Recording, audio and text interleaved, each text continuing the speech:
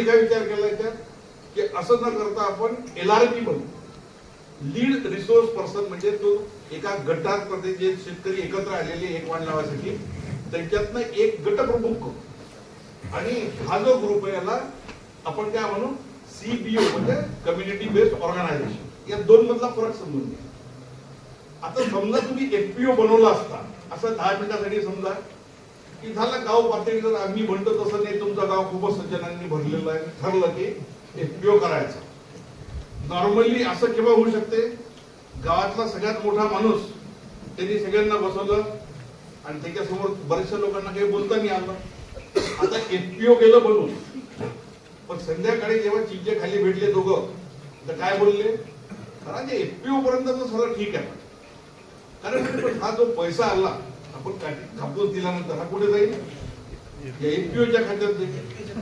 आणि नाही दिला यांनी तर भांडणार तू याच्याशी नाही, काही टाकायचं नाही, याच्या भांगडीत कोण पडा, एवढ्या मोठ्या माणसाशी कोण बोलू शकते, ह्याले मनातले विचार. म्हणून समजा असं केलं की तुम्ही सगळे एकत्रित आले आणि तुमच्यातला जो गटप्रमुख म्हणून आम्ही निवडलेला आहे त्याच्याजवळ कुठल्याच प्रकारच्या पॉवर नाही, तो तुमचं एकमत घेऊन आम्हाला कळवतो, आमचं काय म्हणणं आहे तुम्हाला कळवतो. तर तो प्रॉब्लेम सॉल्व्ह झाला. त्या गटप्रमुखाला आम्ही 1 रुपये देत नाही, का देत नाही ते तुम्हाला सांगतो. दुसरा प्रॉब्लेम काय होता की FPO झाला तर हे जे भांडण होती की FPOच्या खात्यात पहिले गेले असते, नंतर तुमच्या याच्यात खात्यात आले असते. तर आता तुम्ही जो कापूस एकत्रित करा, या कापूस एकत्रित केल्यानंतर तुम्हाला जी पर्ची भेटणार ती जसं फेडरेशन किंवा CCI द्यायची तशी ती पर्ची भेटणार, त्याच्यावर लिहिलेलं राहणार, गटप्रमुखाची सही राहणार आणि तो लिहिणार गटाच्या वतीने मला प्राप्त झालेल्या अधिकाराखाली मी तुमचा कापूस स्वीकारत आहे. आणि तो कापूस स्वीकारायचा असताना त्याच्यावर परत 3 लोकांच्या सह्या आहे. कोणाकोणाच्या आहे, एक आहे ग्रेडरची म्हणजे मल्टीटास्किंग ग्रेडरची जो गव्हर्नमेंटचा एम्प्लॉय, त्याच्यानंतर फॅक्टरी व्यवस्थापनाची सही पण, म्हणजे या 3 लोकांसमोर त्याचं वजन झालेलं आहे. म्हणून तो प्रॉब्लेम सॉल्व्ह झाला. आपण आता कशावरती बोलतो, फक्त गट आणि याच्यावरतीच बोलतो. जेव्हा पुढची वेळ येईल मी पुढचं सांगतो तुम्हाला. आता आपण तिसरा विचार करू की आता हा जो गट झालेला आहे या गटामध्ये सगळे शेतकरी एकत्र आलेले आहेत, परंतु याच्यातले काही लोकांचं असं म्हणणं आहे की सर हे सर्व आम्हाला एकच वाण पटलं, सर्व पटलं, पण हे काय जरुरी का आम्हाला गाठी बनवणं, आम्हाला नाही बनवायच्या गाठी. तर काय होऊ शकते, पैसे जास्त मिळू शकतात का, नाही, 100% मिळू शकतं. कसं मिळू शकतं, तुमच्या सर्व गटाच्या माध्यमातून 500 क्विंटल कापूस उत्पादित झालेला आहे आणि तुम्ही त्या गावातल्या जिनिंग प्रेसिंगकडे गेले आणि त्याला म्हटलं की बाबा आमचं अख्खं गाव आम्ही एक वाण लावलेलं आहे आणि वाटलं तर तू कोण नाही तर टेस्टिंग करून घे, याचं 39 तर रुई उतारा बसते, याचं स्टेपलने तितकं बसते, तर तू काय म्हणाल पण सगळे आणायची गॅरंटी आहे काय, तर तुम्ही काय म्हणाल की आम्हाला सर्वांना तेव्हा भाव द्या तेव्हा तुमचं 550 येईल. आता देईल का, 100% देईल, 100% देईल. दुसरा काय प्रॉब्लेम आहे माहितीये का की आपण आता काय करून राहिलोय की या मिनिटाला आपण सर्वजण बसलो आणि आता आपल्या डोळ्यासमोर कोणता सगळ्यात मोठा विचार आहे, खरं बाबा फेडरेशनला याला स्मार्ट वॉटरला घाटी द्यायच्या का नाही द्यायच्या, थोडा मोठा विचार आहे ना आपल्यासमोर. आता तुम्ही असा विचार करा 2 मिनिटासाठी की तुम्ही सर्वांनी हे एप्रिलमध्ये भेटून केले असते पराक्रम आणि तुम्ही 39 रुई उतारांचं बियाणं लावलं असतं आणि तुमच्या ग्रुपमध्ये LRP जे आहेत त्यांना मी स्पेशली सांगतो की तुमच्या ग्रुपमध्ये 80 कल्टिवेटर्स आहेत आणि 80 लोकांनी जास्ती रुई उताराचं बियाणं लावलं असतं आणि त्याच्यातला आता एक जण म्हणून असतं की मला द्यायचं नाही, तर काय झालं असतं, तुम्ही आनंदाने म्हटलं असतं नमस्कार नको दे. परंतु त्याचा कापूस ज्याचा रुई उतारा जास्ती झालेला आहे त्याला कोणी भाव जास्ती देईल का बाहेर, नाही.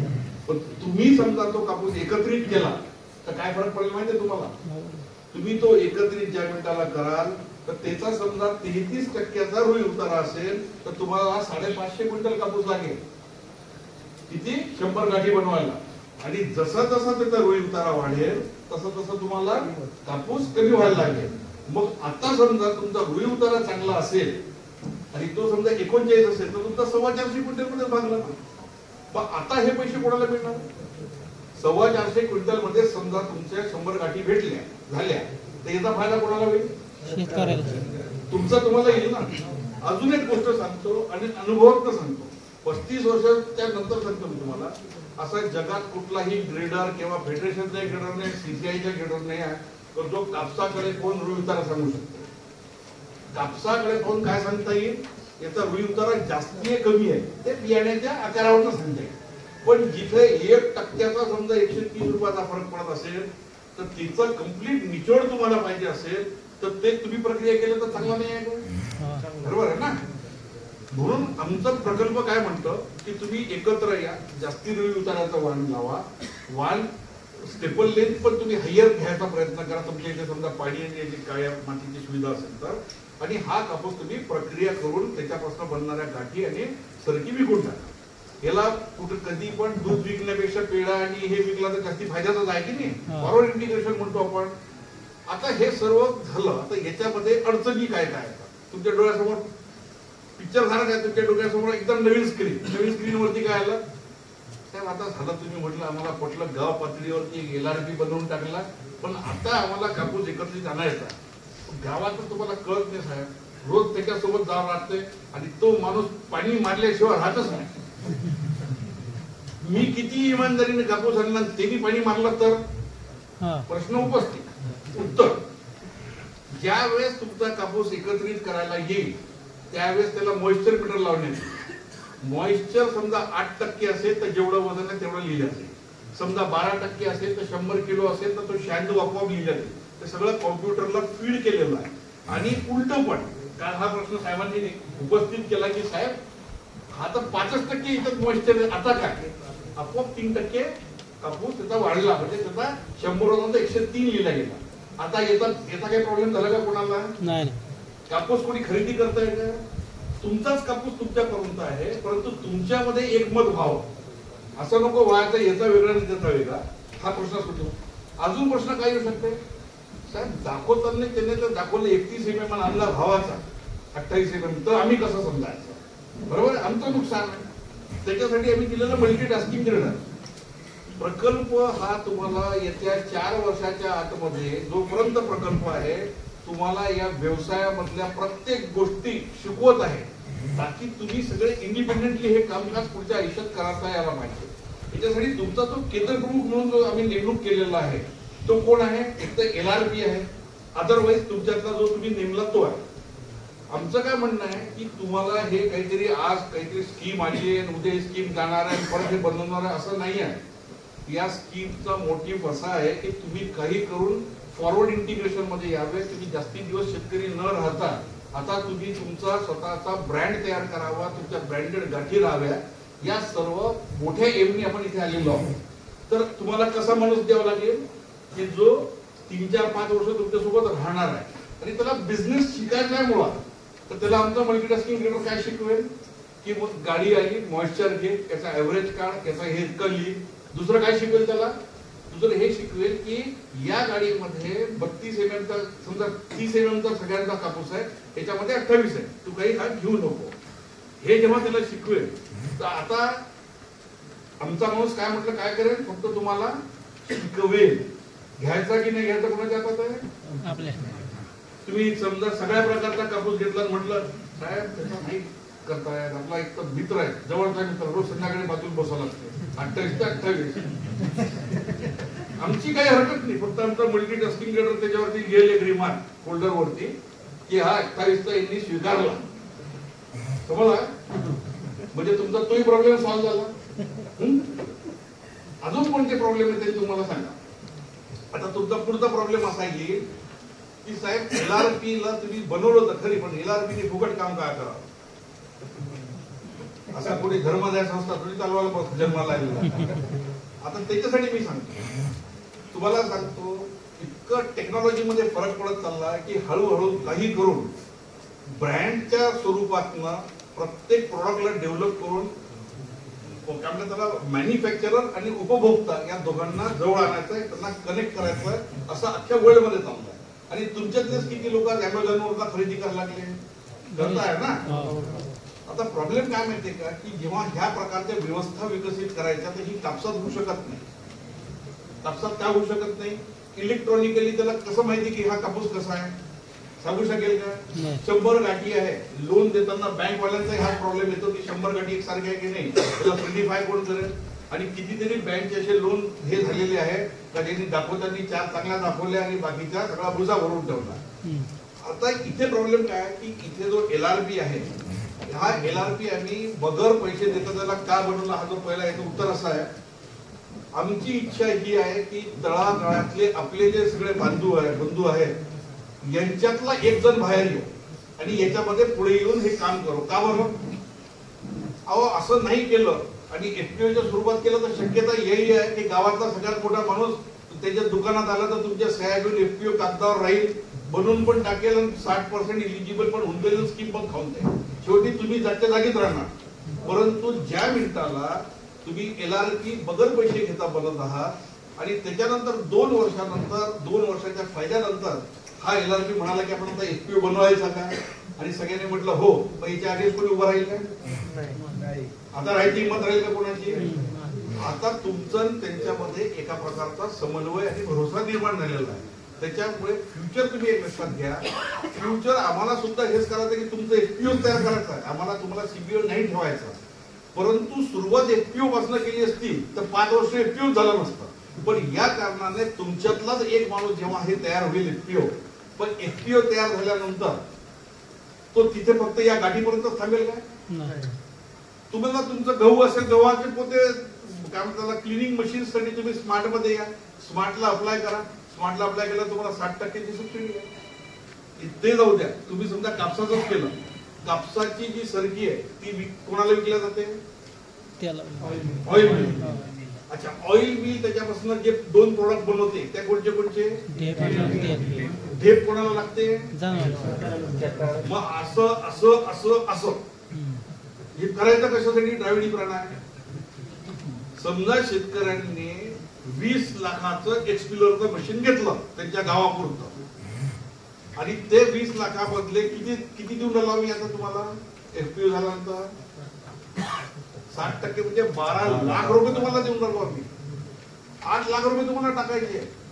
आता तुमच्याकडे काय झालं, 2 गोष्टी तयार झाल्या, एक काय झाली ढेप आणि दुसरं झालं तेल. ढेप तुम्हाला लागते, तेलामध्ये खूप फ्लक्च्युएशन्स नसतात मार्केटमध्ये, जवळपास तोच भाव असतो. म्हणजे तुम्ही या बिझनेस मध्ये पण पुढे जाऊ शकता. आणि फ्युचर मी तुम्हाला सांगतो, आता ते दिवस गेलेले आहे की मला समजा नागपूरला एक मोठा हॉटेल टाकायचं आहे तर तुमच्या डोक्यात किती कॅपिटल लागेल? कोटी लागेल. माझं म्हणणं काहीच लागत नाही. का बरं लागत नाही? हॉटेल का टाकताय तुम्ही? कारण की तुमच्यामध्ये फूड बनवण्याचं स्किल आहे. तुम्हाला सगळे लोक जेणे कोणी तुमच्या हातचं खाल्लं म्हणता यार याच्यासारखं कोणी कुकच नाही. आता मला सांगा की तुम्ही तुमचं एक छोटंसं घर भाड्याने घेतलं, तिथे किचन मध्ये तुम्ही ते प्रोडक्ट तयार केलं आणि तुम्ही झोमॅटोच्या मार्फत विकलं, तर तुम्हाला काय मोठं कॅपिटल लागून राहणार? तुम्हाला होऊ शकते एस्टॅब्लिशमेंटला वेळ लागेल. तो कसा लागेल? 4 लोक पहिले तुम्हाला रिव्हर्स रिडिंग करतील, 4 लोकांनंतर 8 लोक करतील. पण लोकांना काही पडलेलं नाही तुमच्या हॉटेलमध्ये किती करोड रुपयाचं कुठे आहे. लोकांना पाहिजे फूड, स्वस्तात पाहिजे, तर तुम्ही तिथे जाऊन करू शकता. तसंच सगळं इथे येणार आहे. ते दिवस दूर नाही. आता मला वाटते कालच्या बजेटमध्ये सेंट्रल गव्हर्नमेंटने केलं आणि एक फडणवीस साहेबांची पण क्लिप होती काही दिवसापूर्वी की ई-मार्केटिंग मध्ये सगळ्यांना प्रॉडक्ट आणायचे. हे सगळे लाईन लावून बसलेले आहे अमेझॉन पासून सर्वजण. ही काय म्हणतात त्याला, ही टेक्निक कशी राहील माहिती का विकायची? की मला गहू विकत घ्यायचे, मी कुठे राहतो ठाण्यामध्ये, आणि मी काय केलं रेटिंग पाहिलं. रेटिंग पाहून मला असं वाटलं की या FPOचा हा दर आणि त्यांची क्वालिटीचं जे काही सर्टिफिकेशन आहे मला पटते आहे. मी ऑफर दिली, ती ऑफर फायनल झाली. ऑफर ज्या मिनिटाला फायनल झाली, इनव्हॉइसेस दोन्हीकडे गेले, कागदपत्र एक्सचेंज झाले. एक कागद गेला कुरिअरवाल्याकडे, तुम्ही तुमच्या घरी येते तर ते काय म्हणतात सीओडी माहिती असेल ना, कॅश ऑन डिलिव्हरी. तसं एक एजन्सी येईल, तुमचे 4 पोते घेईल, तो त्याला ते लेबल लावेल छापलेला, तो ठाण्याला जाईल, त्याच्या घरी देऊन टाकेल, देऊन त्याच्याकडनं पैसे गेले त्याच्या खात्यात देऊन टाकेल. या सर्व येणाऱ्या ज्या व्यवस्था आहे त्याला जगात कोणीच थांबू शकणार. आपल्याला सुद्धा काळानं रूप बदलावंच लागेल आणि बदललो नाही तर आपण ऍब्सोल्यूट बोलणार. म्हणून तुम्ही आजपासून समजा या व्यवस्थेमध्ये आला आणि या पूर्ण पोर्टलचा फायदा घेतला, तर आमच्या याच्यामध्ये तुम्ही बनवलेला गाठी आणि तुमची सरकी कशी विकली जाते माहिती का तुम्हाला?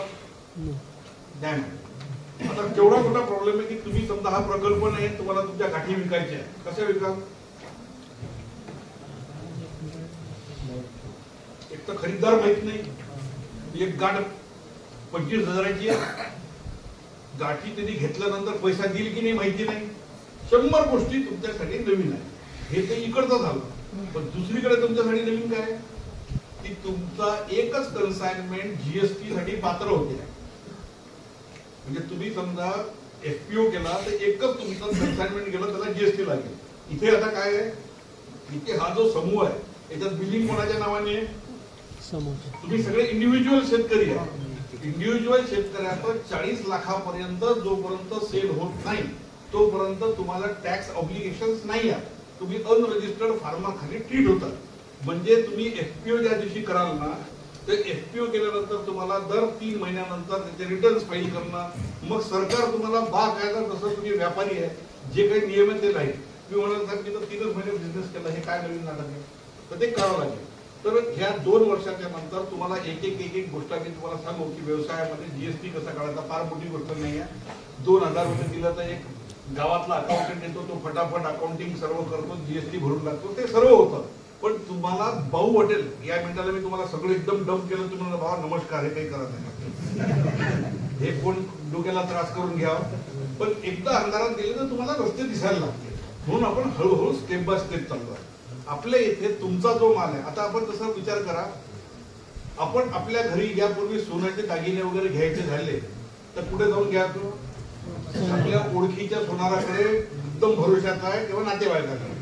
आज कुठे घेताय? का बरं घेता कुठे? आता सगळे इमानदार झाले काय? मग आज का बरं सगळी आज तुम्ही कुठे जाऊन घेतात? का बरं घेतात? हा, आता मला सांगा की हा जो हॉलमार्क आहे हा कोणी दिला? काय माहिती तुम्हाला हॉलमार्क बद्दल? पण आज विश्वास आहे ना तुमचा की हॉलमार्क आहे. स्मार्ट कॉटन पण तेच करताय. तुमच्या ज्या गाठी आहेत, जोपर्यंत तुम्ही इंडिपेंडेंटली काम करणार नाही आहात, या 4 वर्षामध्ये तुमच्या ज्या एफपीओच्या गाठी आहेत त्यांचा क्वालिटी सर्टिफिकेशन आम्ही करतोय, आम्ही जिम्मेदारी घेतो की ही क्वालिटी आहे, तेव्हा त्या गाठी त्याच्यावर विकल्या जाणार आहे. आणि जसं सरांनी सांगितलं मगाशी, या गाठी जो खरीददार आहे हा तुम्हाला प्रत्येकाला रिव्हर्स रेटिंग करणार आहे. कसा करणार आहे? ओलामधनं तुम्ही उतरला तर ड्रायव्हरला तुम्हाला मार्क द्यावा लागते ना की गाडी चांगली आणली, वेळ चांगली, एसी नीट होता. त्याचप्रमाणे तुम्हाला जेव्हा रिव्हर्स रेटिंग होईल त्याचा फायदा काय होईल की तुमच्या मधल्या काही लोकांना 5 स्टार राहील तर काही लोकांना 2 स्टार राहील. पण तुम्हाला सुद्धा वाटेल की बाबा याला 5 स्टार आहे, आपल्याला इम्प्रूव्ह व्हावं लागेल. हे झालं एक बाजू. आणि दुसरी बाजू काय आहे? अमेझॉन सारखा तुम्ही अनरजिस्टर्ड सेलर ज्यावेळेस तुम्ही फार मोठे व्हाल आणि तुमचं काम चांगलं राहील तर होऊ शकतं चायनामध्ये बसलेला माणूस पहिल्या याचं आतापर्यंतचं रेप्युटेशन पाहता मी एवढा मोठा खर्च करतो इम्पोर्टसाठी, माझा माणूस जातो पाहतो, काही गोष्ट नाही, आपण याच्यावरती विश्वास ठेवू. शासनाची एजन्सी आहे, तुम्ही सुद्धा तुमचा ब्रँड बनवू शकता. आलं का लक्षात? म्हणजे तुमची ब्रँडिंग पर्यंत जाईल. आता ही पूर्ण व्यवस्था जी उभारलेली या स्मार्ट कॉटनच्या प्रकल्पात, ही व्यवस्था इतक्या अद्ययावत टेक्नॉलॉजीवरती की तुम्हाला मी सांगू शकत नाही. याच्यामध्ये प्रत्येक गाठीला QR कोड लावलेला आहे. तो QR कोड ज्यावेळेस ट्रॅक कराल ना तर तुम्हाला हे समजेल की हा कुठल्या गटाचा आहे, या गटामध्ये कुठले शेतकरी आहे, त्या शेतकऱ्यांनी किती कापूस टाकलेला आहे, प्रत्येक गाठीवर. त्याच्यानंतर गाठी विक्रीसाठी तुम्ही जेव्हा ठेवाल ना आमच्या पोर्टलवरती, तर गाठी विक्री करिता तुम्हाला दर कोणाला निर्धारित करायचे, कितीला विकायचे तुम्हालाच करायचे. आम्ही गाईड करू फक्त तुम्हाला. आता असं समजा की मार्केटमध्ये समजा 100 रुपयाचे दर आहे आणि तुम्ही ते गोष्ट विकायसाठी फक्त 95 किंवा 60 रुपये ठेवला तर काय होईल? तुम्ही डुबल जाल काय? हो, अरे ही ऑप्शनिंग आहे, त्या ऑप्शनिंग मध्ये कोणीतरी घेऊन देईल काय? मी म्हटलं माझा मोबाईल 5 रुपयात विकायचा तर हा म्हणजे 6 रुपयाला घेतला, तो म्हणजे 10 रुपयात घेतला. तर म्हणजे घेणारा जो माणूस आहे तो क्वालिटीचं सर्टिफिकेट पाहिजे, गाठी कुठे ठेवलेल्या आहे त्याचा लॉजिस्टिकल कॉस्ट टाकेल आणि त्याप्रमाणे तो तुमच्या गाठीला ऑफर देईल. म्हणजे आता काय झालं, घोड्याचा किंमत भेटली काय? भेटली ना. आता प्रॉब्लेम सॉल्व्ह झाला घोड्यावाला. म्हणजे आता तुम्ही ते आहात की तुम्ही जेवढं चांगलं काम कराल तेवढं तुमचं काय राहील, तेवढं तुमचा प्रॉफिट राहील. कारण की आता प्रत्येक गोष्ट त्या 13 कॅरेक्टरिस्टिक्स मध्ये घेणारा ओळखणार आहे आणि त्याप्रमाणे तुम्हाला भाव देणार आहे. आता प्रश्न काय येतो की साहेब आता हे सगळं प्रोजेक्टच्या बद्दल झालं, आजचं सांगा म्हणून आम्हाला आज काय करायला पाहिजे, बरोबर आहे. हा याच्या पहिले एक मी मुद्दा विसरलो. एक नॉर्मल सर्कमस्टन्सेस मध्ये तुम्ही समजून घ्या, तुम्ही कापूस कोणाला विकता? व्यापाराला. तसे जिनरला विकायला पाहिजे, पण ठीक आहे तुम्ही जिनरला विकता समजा, अल्टिमेटली तो जिनरलाच देतो. एक जिनिंग टाकायला किती खर्च आला माहित नाही, किती कोटी येतो? 7 ते 8 कोटी रुपये खर्च. ठीक आहे. त्या माणसाला रोजची खरेदी करायसाठी जे कॅपिटल लागते त्याच्यासाठी बँक मध्ये एवढी घ्यावं लागेल, लोन घ्यावं लागेल. ठीक आहे. त्यांनी 10 कोटीचं लोन घेतलं आणि त्यांनी 10 कोटीमध्ये तुमचा कापूस खरेदी करायला सुरुवात केली. तुमचा आजचा भाव 6,800. किती दिवस कॅपिटल पुरेल त्याला असं वाटतं तुम्हाला? 15 दिवस, 20 दिवस. याला जोपर्यंत सरकी आणि गाठी विक्री बंद वापस पैसे भेटणार नाही तो नवीन घेऊ शकेल का? नाही. महाराष्ट्रामध्ये 850 जिनर जेव्हा सगळ्या लोकांना शेतकऱ्यांचा कापूस एकत्र एकाच वेळेस विकत घेत राहतात, तर जो गाठी खरीददार माणूस आहे त्याला हे माहित नाही का की याला विकणं भाग आहे. जेव्हा आपल्याला माहिती आहे की त्याच्या बहिणीचं लग्न आहे आणि तो गाडी विकायला काढलेली आहे, तर तुम्ही काय म्हणते कितीच देतात? तुम्हाला माहिती आहे ना मनात ना, कशाला तुम्ही विचारला? This is called buyers market. Buyers मार्केटचा अर्थ काय माहितीये का? जिथे खरीददार डॉमिनेट करतो किंमत ठरवण्यासाठी, तर आता जेव्हा खरीददार डॉमिनेट करतो किंमत किती आहे याच्यासाठी, त्यावेळेस तो जास्ती देईल का तुम्हाला की नाही? शेतकऱ्यांचं भलो, आमच्या गाठी आम्ही महाग घेऊ असं कोणी म्हणेल काय? म्हणजे त्यावेळेस जो जिनर आहे हा जे काम करतो हा कशासाठी करतो? हे 7 कोटीचा उताळा त्यांनी लावलेला आहे ना, त्याच्यामधनं त्याला मेकिंग चार्जेस जवळपास 300 रुपये गाठ जे काय भेटतात तो कमवत नाही. तो कसा धंदा करतो तुम्ही समजून घ्या. तो आज सकाळी 100 गाठी विकतो, त्या पॅरामीटर्सच्या गाठी संध्याकाळपर्यंत कापूस घेऊन तो कम्प्लीट करतो, डिस्पॅच करतो. असे म्हणजे नॉर्मल ते मी जे बोलतो सर्वसाधारण जिनर कोणी जो रिस्क घेत नाही तो अशा प्रकारे बिझनेस करतो. राईट आहे. आता मला असं सांगा की हे जे बायर्स मार्केट आहे हे सेलर्स मार्केट कधी होईल? जेव्हा तुमची आवक ही कमी होईल. कमी आवक झाल्यानंतर काय होईल? त्याच्याजवळचं कॅपिटल शिल्लक राहायला लागेल, बरोबर आहे. कॅपिटल शिल्लक राहिला तर तो काय करायला लागेल? गाठी स्वतःच्या खरेदी करून स्टोअर करायला लागेल. म्हणजे आता मार्केटमध्ये लिक्विडिटी कमी व्हायला लागेल. हळूहळू बायर मार्केटचं सेलर मार्केट व्हायला लागेल. आता आमचं काय म्हणणं आहे की तुम्ही जो कापूस विकतात तो कोणत्या पिरियडला विकून राहिले? म्हणजे ज्या पिरियड माझ्या खरीददारासाठी वर्ष आहे तेव्हा तुम्ही विकून राहिले ना. आता तुम्ही 2 गोष्टी करता. तुम्ही काय करता? अरे भाव वाढणार आहे, आपण कापूसच घरी ठेवू. कापूस घरी ठेवला तर काय होईल? कापूस हलका होईल, कापूस पिवळा होईल, सरकी हिटेड होईल. या सगळ्या गोष्टी समजा तुम्ही त्याच्या आमच्या प्रकल्पामध्ये आले, गाठी करून घेतल्या. आता तुम्हाला याच्यामधलं आपण अनालाइज करू. समजा तुम्ही स्मार्ट प्रकल्पामध्ये कापूस एकत्रित करण्यासाठी दिला आणि बाहेर दिला, तर बाहेर दिला तर तुम्हाला 100 रुपये मिळत असतील, तर त्याच्यानंतर 100 ते 100 झाले, तुमचा अधिकार आहे का त्याच्यावरती? नाही. तुमचं संपलं इथे. आता तुम्ही असा विचार करा की तुम्ही गाठी आणल्या, सरकी विकली आणि गाठी स्टोअर केल्या, तर तुम्हाला जवळपास 100 रुपयाचा तुमचा कापूस असेल तर 25 रुपये तुमच्या प्रत्येकाच्या अकाउंटला जवळपास, म्हणजे होऊ शकतं 23 होऊ शकतात, 28 होऊ शकतात. नाही तुम्ही म्हणाल 25च म्हटलं होतं, तर सरकीचे पैसे जे प्राप्त होणारे हे तुमच्या अकाउंटला जाणार. आता साधारण ते 25% राहतात. आता तुमचा किती पैसा अडकलेला आहे? 75%. तुम्ही समजा तो MSWCच्या गोडाऊन मध्ये त्या गाठी ठेवल्या आणि व्यापाऱ्याने ठेवल्या. व्यापाऱ्याला किती रुपये लागणार आहे? त्याच्यापेक्षा तुम्हाला किती कमी लागला? 25%. बरोबर आहे. आता तुम्ही हा विचार करा की या गाठी समजा MSC बँकने 8%नी त्याला लोन दिलं आणि 70% लोन भेटलं, तर 70% लोन कशाचा भेटणार आहे तुम्हाला? गाठीच्या किमतीच्या. ती किंमत किती होती? कापसाच्या 75%. म्हणजे 75%च्या 70% म्हणजे जवळपास 49%, 50% हे झालं आणि 25% ते झालं. म्हणजे टोटल तुम्हाला 75% पैसा आला. मग आता तुम्ही तुमच्या गाठी ज्यावेळेस अरायवल कमी होईल आणि अरायवल कमी झाल्यानंतर गाठीचे भाव वाढतील, तेव्हा कापसाचे भाव वाढतील. तर त्यापर्यंत तुमच्या गाडीत तुम्ही ठेवू शकतात ना. गाठीचे भाव वाढल्याशिवाय कापसाचे वाढतात का? म्हणजे गाठी तुमच्या सुरक्षित गोडाऊन मध्ये इन्शुरन्स काढून पडलेले आहे, ते ठेवणं योग्य राहतील का तुमच्या घरात कापूस ठेवणं योग्य राहील? मला हे म्हणायचं आहे की या सर्व व्यवस्था या प्रकल्पामध्ये प्रस्थापित आहेत.